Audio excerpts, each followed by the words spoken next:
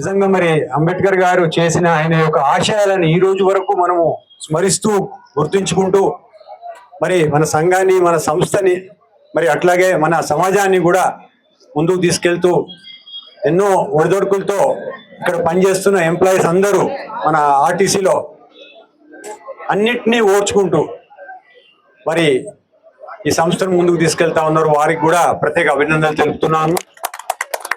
మరి మరి ఆర్టీసీ విషయానికి వస్తే మరి ఇప్పుడు రాజయ్య చెప్పినట్టు మరి నేను 6 నెలల ముందు వచ్చినప్పుడు ఉన్న డిపో స్థితిగతులు మరి 6 నెలల తర్వాత ఉన్న స్థితిగతులు చాలా మార్పు వచ్చాయి. అప్పుడు మనకు ఆర్టీసీ బస్సులు ఉండేవి, ఇప్పుడు లేవు. అయినప్పటికీ అదే కిలోమీటర్తోని ఇప్పుడున్న 104 బస్సులతోని మరి మనం అందరం కష్టపడుతూ మరి కొన్ని పరిస్థితులను కూడా బయట రోడ్ పైన ఉన్న ట్రాఫిక్ జామ్స్ కానీ సమయభావం వల్ల కానీ మనం కొన్ని కష్టాలను ఎదుర్కొంటా ఉన్నాము. కానీ కొన్ని పరిస్థితులు తప్పవు. మనం ఇక్కడ ఉన్న పరిస్థితుల ప్రభావం అలా ఉంది. ఈ గచ్చిబౌలి సరౌండింగ్ ఏరియాస్ లో మనం ఉన్న ఈ యొక్క డెస్టినేషన్ పాయింట్స్ కి మనం ప్రజలకు చేస్తున్న ప్రయాణికులకు చేస్తున్న సేవలని మరి కొంచెం కష్టతరంగానే ఉంటుంది. అయినప్పటికీ మరి కొన్ని ఇప్పుడు రాజయ్య చెప్పినట్టు మన డిపోలో కొన్ని మార్పులను నిన్న కూడా చేశాము. ఇంకా కొన్ని మార్పులు చేసుకొని మన డిపో అభివృద్ధి కొరకు మనం కొన్ని కష్టపడుతూ ముందుకెళ్దామని చెప్పేసి నేను ఆశాభావాన్ని వ్యక్తం చేస్తా ఉన్నాను.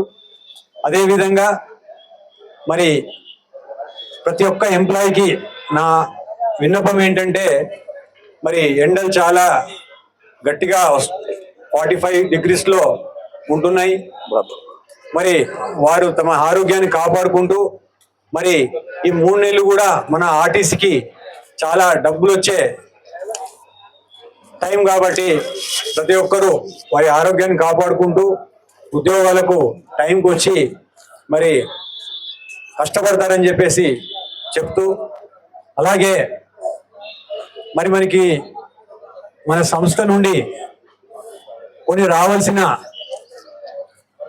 ఆర్పిఎస్ఐ అనుకోండి, ఇంకా కొన్ని బకాయిలే కానీ ఇవన్నీ కొన్ని ఉన్నాయి. మరి వీటి గురించి మన మేనేజ్మెంట్ ఆలోచిస్తూ ఉంది. మరి ఇంతమంది ఇక్కడ ఉన్నారు. మరి నిన్న కూడా నేను ఎండి గారి మీటింగ్ అటెండ్ చేస్తే మరి అక్కడ కూడా చెప్పడం జరిగింది. నేను కార్మికుల శ్రేయస్సు, కార్మికులకు రావాల్సిన ప్రయోజనాలన్నిటి నేను చూస్తానని చెప్పేసి ఎండి గారు చెప్పడం జరిగింది. మరి చివరిగా నేను ఒక చిన్న విషయం ఏంటంటే, మనము కొన్ని సంవత్సరాల నుండి ఇక్కడ ఆర్టీసీలో ప్రతి ఒక్కరూ ఒక్కొక్క విభాగంలో వారి వారి హోదాలలో మరి పనిచేస్తూ ఈ సంస్థను ముందుకు తీసుకెళ్తా ఉన్నాము. ఎంతో కష్టపడతా ఉన్నాము. ఎన్నో కష్టాలను ఓర్చుకుంటూ ముందుకు వెళ్తూ తన కుటుంబాన్ని పోషించుకుంటూ మరి ప్రయాణికుల మన్నలను పొందుతూ మనము చేస్తున్న సేవ ఎంతో అమోఘము. మరి అదేవిధంగా ఈరోజు కూడా మీరు ఆలోచించండి. మరి రాబోయే మనం 22వ తారీఖున స్ట్రైక్ అనుకుంటా ఉన్నాము. కానీ దాని గురించి ఆలోచించకుండా మన మేనేజ్మెంట్ మనకు తప్పక న్యాయం చేస్తారని చెప్పేసి నేను ఈరోజు ఆశాభావాన్ని వ్యక్తం చేస్తా ఉన్నాను. ఎందుకంటే ఏమి చేసినా చివరికి మన ఎంప్లాయీస్ మనమే ఈ సంస్థను రక్షించుకోవాలి, మనమే పనిచేయాలి. మరి